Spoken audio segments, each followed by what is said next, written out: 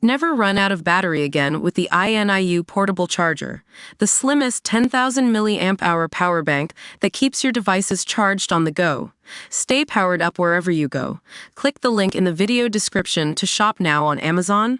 School told to apologize after dyslexic pupil with ADHD was punished more than 250 times. A school which gave a dyslexic pupil with ADHD more than 250 detentions, exclusions and isolations has been forced to apologize to the boy's family.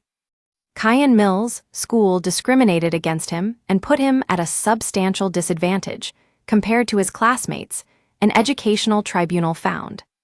His parents Alden and Julie Mills claim their son was persecuted at St. Joseph's Catholic School in Port Talbot, South Wales, and his mental health not adequately supported. By the time Kyan was ultimately pulled out of the comprehensive, he had racked up more than 250 sanctions over 2 years, Wales Online reports. Julie said, "We took him out of school in June of year 9 because they were going to give him isolation again, and I thought enough was enough." The system is not working for many families. At school, Kyan was so unhappy he was getting depressed. Alden and Julie said Kyan would get in trouble whenever he struggled to sit still and work, which led his mom to suspect he had ADHD. Matters were compounded by strict COVID lockdown rules, which meant pupils had 3 100-minute lessons in the same classroom each day.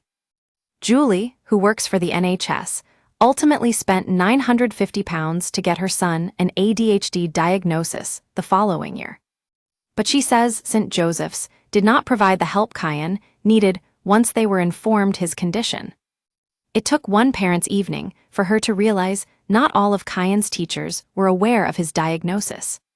Even after his parents then contacted the school, its governors, the local education authority, and the children's commissioner, they felt support never came their way. Kyan did eventually get an independent development plan in June 2023, but by then, his relationship with the school had irreversibly broken down. After he was pulled out of the school, Julie and Alden, who works for the probation service, took their son's case to an education tribunal for Wales. Their claim was brought under the Equality Act 2010 on the basis the school discriminated against Kyan. Julie argued the system failed her son, and she instead wants to see change to help others' children in similar situations. The tribunal agreed with the Mills family on January 9, and this week they rejected an appeal from the school. In its final order, the tribunal said, St. Joseph's Comprehensive School has discriminated against Kyan by failing to put in place reasonable measures to support him at school and by its application of its behavior policy. In his conclusion, Tribunal Judge Paul Allen said, "The school's approach that pupils should be on time for lessons, should be present in lessons, should not fidget or move around or distract others, and should all produce the same amount of work, would put a disabled child at a particular disadvantage and put Kyan at a substantial disadvantage compared with pupils who were not disabled." From the evidence presented, the breakdown of mainstream education was entirely preventable. He did credit the head teacher and senior management at the school for their reflection and taking a fresh look at policies.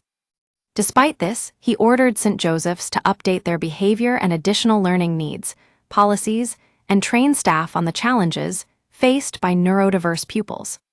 The judge also told the school to write a letter of apology to Kyan in age-appropriate language and a separate apology letter to the parents. In their letter to Kyan, the head teacher Dr. Felton said, "To start, I would like to tell you that you will always be welcome to come back to our school, and I have told your mother this many times. As you know, recently, your mother went to the Disability Tribunal of Wales. Your mother was not happy with the way that we tried to help you whilst you were in school." The judge in the case acknowledged that the school had put in a lot of interventions to help support you. However, the judge decided that these interventions weren't enough to help you and sometimes weren't put in place quickly enough, and for that we are sorry. Despite trying to work very hard for you, we sincerely regret that our efforts didn't achieve what we wanted for you, and for any stress this could have caused you.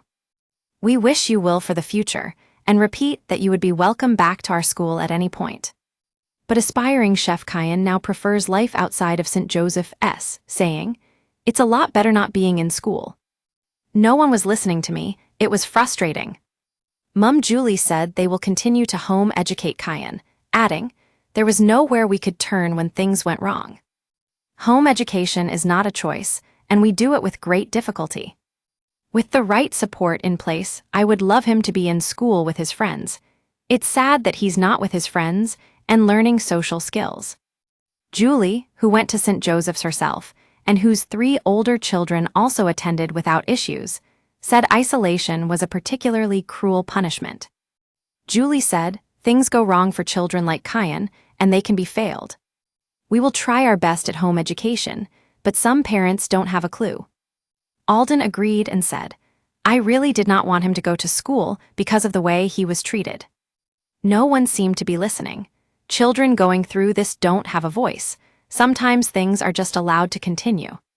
There is no clear way to complain or make a query, and no obvious route to navigate what happens if a child has additional learning needs. Kyan was in a dark place, and it was not him to be that low. He did not suit the system because he was persecuted. He lost his trust and confidence, but it's coming back now. Councils should do more to support schools. They seem so defensive if you question them. The bottom line is Kyan has gone through damage. To prevent other children being affected, we want to highlight this. A spokesperson for Neath Port Talbot Council said, "The council is unable to comment on individual cases, and it would be inappropriate to comment on specific issues. Get in touch with our news team by emailing us at webnews@metro.co.uk. For more stories like this, check our news page." Era. Moore, football captain, was drug dealer, and his club didn't know until he was jailed. Era. Moore, soldier killed in motorbike crash, was planning to climb Everest before he died. Era. Moore, primary school teacher banned for turning up to class drunk. Stay on top of the headlines with daily email updates.